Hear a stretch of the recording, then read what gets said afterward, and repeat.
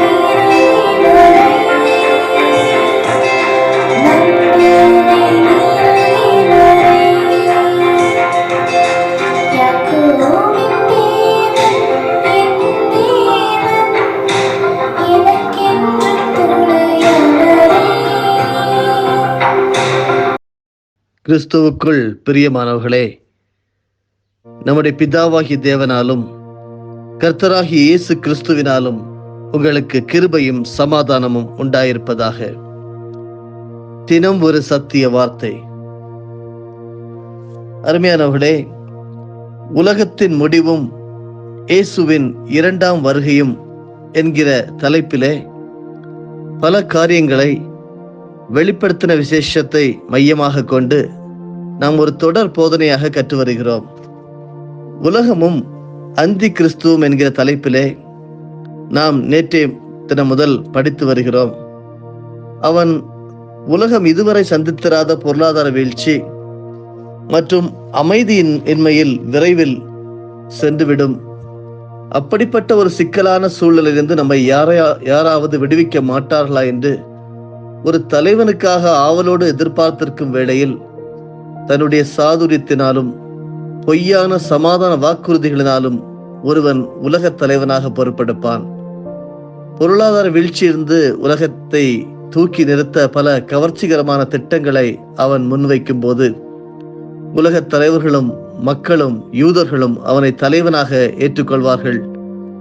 அவனுடைய பெயர்தான் அந்தி கிறிஸ்து, ஆன்டி கிரைஸ்ட். அவன் செய்யக்கூடிய காரியங்கள், முதலாவதாக ஒரே உலக அரசாட்சியை கொண்டு வருவான். இரண்டாவதாக ஒரே உலக மதத்தை கொண்டு வருவான். 3 பணமில்லாத பரிவர்த்தனை. 4 பயோசிப்பை இந்த உலகத்திற்கு அறிமுகப்படுத்துவான். 5வதாக பூமிக்கடியிலே பாதுகாப்பு அறைகளை கொண்டு வருவான், அண்டர் கிரவுண்ட் பங்கர்ஸ். அநேக தேசங்கள் பூமிக்கடியில் பாதுகாப்பு பாதாள அறைகள் கட்டியுள்ளன. விவோஸ் என்ற தனியார் நிறுவனம் அநேக இடங்களில் இவற்றை நிறுவி குத்தகைக்கு விடுகிறார்கள். அநேக பணக்காரர்கள் சொந்தமாகவே வாங்கி வைத்திருக்கிறார்கள். நீங்கள் இதை www.terravivos.com என்ற இணையதளத்தில் பார்க்கலாம். சுவிட்சர்லாந்து அரசாங்கம் தன் முழு ஜனத்தொகையையும் பூமிக்கடியில் பாதுகாப்பு அறைகளை கட்டி வைத்திருக்கிறார்கள். இவற்றில் பல மாதங்கள் வாழக்கூடிய வகையில் தேவையான உணவு மற்றும் அத்தியாவசிய பொருட்கள் எல்லாம் தயாராக வைக்கப்பட்டிருக்கிறது. அழிவு வருவதற்கான அறிகுறிகள் ஆரம்பித்தவுடனே இவர்கள் இந்த பாதாள பாதுகாப்பு அறைகளில் போய் தப்பிக்கொள்ளலாம் என்று நினைக்கிறார்கள். ஆனால் அது முடியுமா? தேவனின் கோபாக்கினைக்கு நிச்சயமாக யாரும் தப்பிக்க முடியாது. கலிபோர்னியா நகரத்திலிருந்து இயங்கும் விவோஸ் கம்பெனியின் உரிமையாளரும் CEO திரு ராபர்ட் விசினோ பல நாடுகளில் வரவிருக்கும் அழிவிலிருந்து காக்கும் பாதாள பாதுகாப்பு அறைகள் என்று விளம்பரப்படுத்தி இப்படிப்பட்ட கட்டடங்களை கட்டியிருக்கிறார். ஜெர்மனியில் விவோஸ் யூரோபா 1, அமெரிக்காவில் விவோஸ் எக்ஸ் பாயிண்ட், விவோஸ் இண்டியானா ஆகியவை இந்த கம்பெனி கட்டியுள்ள பாதாள பாதுகாப்பு அறைகளாகும். ஆறாவதாக அந்தி கிறிஸ்து செய்யக்கூடிய காரியம் என்னவென்றால், எருசலேமிலே 3ஆம் தேவாலயம் கட்டப்படும். இதை கட்டுவதற்கு அந்தி கிறிஸ்து உதவி செய்வான் என்று நாம் ஏற்கனவே கற்றுக்கொண்டோம். யூதர்கள் தேவாலயம் கட்ட ஆயத்தமாகி கொண்டிருக்கிறார்கள். டெம்பிள் இன்ஸ்டிடியூட் என்ற மத அமைப்பு 1987ஆம் ஆண்டு தொடங்கப்பட்டது. இந்த அமைப்பிற்கு ரபி செய்யும் ரிச்மேன் சர்வதேச இயக்குநராக இருக்கிறார். இவர் தலைமையின் கீழ் தேவாலயத்தை கட்டுவதற்கான ஆயத்தங்களை செய்து கொண்டிருக்கிறார்கள். தேவாலயம் கட்ட வரைபடம் எல்லாம் தயார்படுத்தி விட்டார்கள். 3ஆம் தேவாலயம் கட்ட ஆரம்பித்தால் முடிக்க எவ்வளவு காலம் ஆகும் என்று கேட்டதற்கு, தற்பொழுது இருக்கின்ற தொழில்நுட்ப வளர்ச்சி கொண்டு மிக குறுகிய காலத்தில் கட்டி முடித்து விடலாம் என்று டெம்பிள் இன்ஸ்டிடியூட் குழுவினர் கூறுகின்றனர். எனவே இடம் இவர்கள் கையில் ஒப்புக் கொடுக்கப்பட வேண்டியதுதான் பாக்கி இருக்கிறது. 7வது அந்தி கிறிஸ்து செய்யக்கூடிய வேலை என்னவென்றால், தேவாலய வழிபாட்டிற்கான ஆயத்தங்களை செய்வான். ஆசாரியர்களின் உடைகள் தயாராகிவிட்டது. ஆராதனை செய்யும் ஆசாரியர்கள் அணிய வேண்டிய பரிசுத்த வஸ்திரங்கள் செய்ய தேவையான சிவப்பு நூல் தற்பொழுது கிரிம்சன் ப்ளூ, அதாவது கிரிம்சன் வார்ம் என்ற புழுவிலிருந்து எடுக்க முடியும் என்று கண்டுபிடிக்கப்பட்டுள்ளது. அடுத்ததாக பிரதான ஆசாரியனின் தலைப்பாகை மற்றும் 12 கற்கள், 12 கோத்திரங்களின் பெயர்கள் பதிக்கப்பட்ட மார்பதக்கம் தயாராக உள்ளது.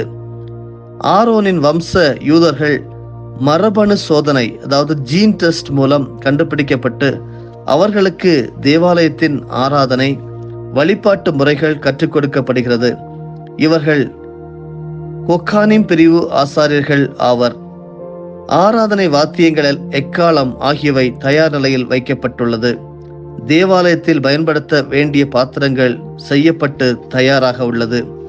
தேவாலயத்தின் பலிபீடம் கட்டப்பட்டு விட்டதாம். 3ஆம் தேவாலயம் கட்டப்பட்ட பின் இந்த பலிபீடத்தை அப்படியே எடுத்துக்கொண்டு போய் குறிப்பிட்ட இடத்தில் வைத்து விடலாம் என்று டெம்பிள் இன்ஸ்டிடியூட் குழுவினர் கூறுகின்றனர். இஸ்ரவேல் தேசத்தின் பணம் 1952ஆம் ஆண்டு முதல் 1980ஆம் ஆண்டு வரை இஸ்ரேலி பவுண்ட் என்று அழைக்கப்பட்டது. 1980ஆம் ஆண்டுக்கு பின் இஸ்ரவேல் தேசத்தில் ஆபிரகாம் காலத்தில் இருந்த சேக்கல் என்ற பணமுறை நடைமுறைக்கு வந்தது. ஏனென்றால் 3ஆம் தேவாலயம் கட்டப்பட்ட பின் ஆராதனைகள் தொடங்கப்படும் பொழுது பரிசுத்த வேதாகமத்தில் சொல்லப்பட்டுள்ளபடி இந்த சேக்கல் அளவின்படியே காணிக்கைகள் செலுத்தப்பட வேண்டும். சிவப்பு கிடாரி, அதாவது பாவத்தை பரிகரிக்கும் கிடாரியின் சாம்பலை தண்ணீரிலே கலந்து தீட்டு கழிக்கும் ஜலமாக பயன்படுத்த வேண்டும் என்று எண்ணாகமம் 19:2 கர்த்தர் சொல்லியிருந்தார். பழுதற்ற இந்த சிவப்பு கிடாரியையும் குளோனிங் முறையில் உருவாக்கிவிட்டார்கள். அடுத்ததாக அந்தி கிறிஸ்து எப்படி உலக அரங்கில் நுழைவான் என்று பார்ப்போம். வர்த்தகம், பொருளாதாரம், சமுதாயம், மதம், அரசியல், விஞ்ஞானம் ஆகியவற்றை ஒன்றிணைக்கும் முயற்சிகள் உலக அளவில் நடந்து கொண்டிருக்கின்றது. உலகம் முழுவதும் ஒரே பணம், ஒரே குடையின் கீழ் ஆட்சி, ஒரே மதம் என்று கொண்டு வரும்படி பிரயாசங்கள் எடுக்கப்பட்டு வருகிறது. அப்படிப்பட்ட ஒரு கூட்டமாகிய ஐரோப்பிய பொருளாதார கூட்டமைப்பின் EEC என்கிற கூட்டமைப்பின் தலைவனாக தன்னுடைய சாதுரியத்தினாலும் சூழ்ச்சியினாலும் அந்தி கிறிஸ்து எழும்புவான். இந்த அந்தி கிறிஸ்து யூதர்களோடு ஒரு சமாதான உடன்படிக்கை பண்ணுவான். இஸ்ரவேலை சுற்றியுள்ள நாடுகளோடு இந்த சமாதான உடன்படிக்கை உறுதிப்படுத்தப்படும். இது பரிசுத்த வேதாகமத்திலே எரேமியா 8வது அதிகாரம் வசனம் 11 நாம் பார்க்க முடியும். சமாதானம் இல்லாதிருந்தும் சமாதானம் சமாதானம் என்று சொல்லி என் ஜனமாகிய குமாரத்தின் காயங்களை மேற்பூச்சாய் குணமாக்குகிறார்கள் என்று எழுதப்பட்டுள்ளது. யூதர்களுக்கு தேவாலயம் இல்லாததினால் அந்தி கிறிஸ்து இந்த தேவாலயத்தை கட்ட யூதர்களுக்கு உதவி செய்வான். அடுத்ததாக அருமையானவர்களே, நாளைய தினத்திலே பாபிலோனும் கடைசி காலமும் என்கிற தலைப்பிலே நாம் சத்தியத்தை கேட்க இருக்கிறோம். நேற்றைய தினமும் இன்றைக்கும் உலகமும் அந்தி கிறிஸ்துவும். அந்தி கிறிஸ்து என்றால் யார், அவர் எப்படி இந்த உலகத்திலே வந்து என்ன செய்வான், 8 விதமான தலைப்பிலே கற்றுத்தந்த பரிசுத்த ஆவியானவருக்கு நாம் நன்றி செலுத்துவோம். 8 தலைப்புகள் என்று பார்த்தால், ஒரே உலக அரசாட்சி, ஒரே உலக மதம், மூன்றாவதாக பணமில்லாத பரிவர்த்தனை, பயோசிப்பை அறிமுகப்படுத்துவான், அடுத்ததாக பூமிக்கடியில் பாதுகாப்பு அறைகள் வைக்கப்படும், எருசலேமின் 3ஆம் தேவாலயம் கட்டப்படும், 7ஆவதாக தேவாலய வழிபாட்டுக்கான ஆயத்தங்கள் நடைபெற்றுக் கொண்டிருக்கிறது, அந்தி கிறிஸ்து எப்படி உலக அரங்கில் நுழைவான் என்று சொல்லி நாம் அழகாக கற்றுக்கொண்டோம். எத்தனை பேருக்கோ கிடைக்காத நல்ல பாக்கியம் இயேசு கிறிஸ்துவின் 2ஆம் வருகையும் உலகத்தின் முடிவும் நம்முடைய நித்திய வாழ்க்கை எப்படி இருக்க போகிறது என்று சொல்லி வேதத்தின் ஆதாரங்களின்படி நாம் கற்றுக்கொண்டு வருகிறோம். தேவ ஆவியானவருக்கு நன்றி செலுத்துவோம். நீங்கள் பாக்கியவான்கள். ஜெபிப்போமா? எங்களை நேசிக்கிற நல்ல தகப்பனே, you are our majestic God. மகிமையுள்ள தேவன், எங்களை நினைக்கிறவர். நாங்கள் கூப்பிடும் போதெல்லாம் எங்கள் அருகிலே வந்து எங்களுக்கு பதில் தருபவர். உம்மை நேசிக்கிறோம், உம்மை துதிக்கிறோம், வாழ்த்துகிறோம். நீர் போதுமானவர். எங்களுடைய வாழ்க்கையிலே ஆண்டவரே, வேதத்தை எங்களுடைய கையிலே தந்து, வேதத்தை எங்களுக்கு நாங்கள் கற்றுக்கொள்ளும்படியாக பல நல்ல ஆசிரியர்களை எங்களுக்கு தந்து, வேத போதகர்களை எங்களுக்கு தந்து வருகிறது. உமக்கு ஸ்தோத்திரம். கடந்த நாட்களிலும் உலகத்தின் முடிவை பற்றியும் உம்முடைய 2ஆம் வருகையை பற்றியும் கற்று வருகிறோமே, உமக்கு நாங்கள் நன்றி செலுத்துகிறோம். நாங்கள் பாக்கியவான்கள் அப்பா. அதற்கு நாங்கள் எப்படி தயார்படுத்தப்பட வேண்டும், நாங்கள் என்ன செய்ய வேண்டும் என்பதையும் எங்களுக்கு ஒரு எச்சரிப்பின் செய்தியாக இந்த செய்தியை தந்து வருகிறோம். உமக்கு ஸ்தோத்திரம். ஞானம் உள்ளவர்களால் நடந்து கொள்ள, புத்தி உள்ளவர்களால் நடந்து கொள்ள எங்களை அர்ப்பணித்து ஜெபிக்கிறோம். என்னோடு இணைந்து ஜெபித்துக் கொண்டிருக்கிற ஒவ்வொரு பரிசுத்தவான்களையும் நினைக்கிறேன், தாங்கி ஜெபிக்கிறேன். ஆண்டவரே, ஒவ்வொருவரையும் பரிசுத்தப்படுத்தி பாதுகாத்துக் கொள்ளும். எந்த விதத்திலும் ஆண்டவரே, நாங்கள் உம்முடைய வழிகளை விட்டு பின்வாங்கி போகாமல் இருக்க எங்களுக்கு பலன் தாரும். உம்முடைய அனுகிரகம் எங்கள் ஒவ்வொருவரையும் தாங்கட்டும். பலவீனமாக இருக்கிறவர்களை விசேஷமாக நினைக்கிறேன். ஆண்டவரே, வழி விலகி சென்று விடாதபடி இயேசுவே தெய்வம் என்று சொல்லி உண்மையே நாங்கள் பற்றி கொள்ள கர்த்தர் எங்கள் ஒவ்வொருவருக்கும் அறிவுரை சொல்லும், ஆலோசனை தாரும், புத்தி சொல்லும். இவருடைய மகிமையாறுகளை நிரப்பும். இந்த நாளை மகிழ்ச்சியின் நாளாக, ஆசீர்வாதத்தின் நாளாக, ஜெயத்தின் நாளாக, வெற்றியின் நாளாக அறிவிக்கிறோம்.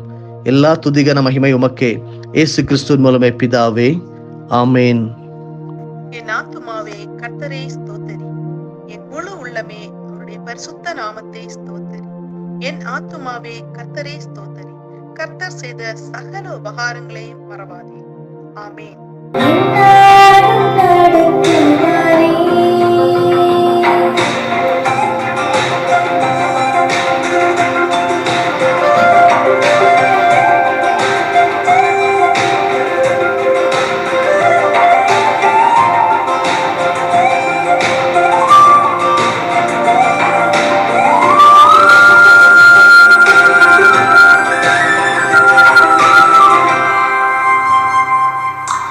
In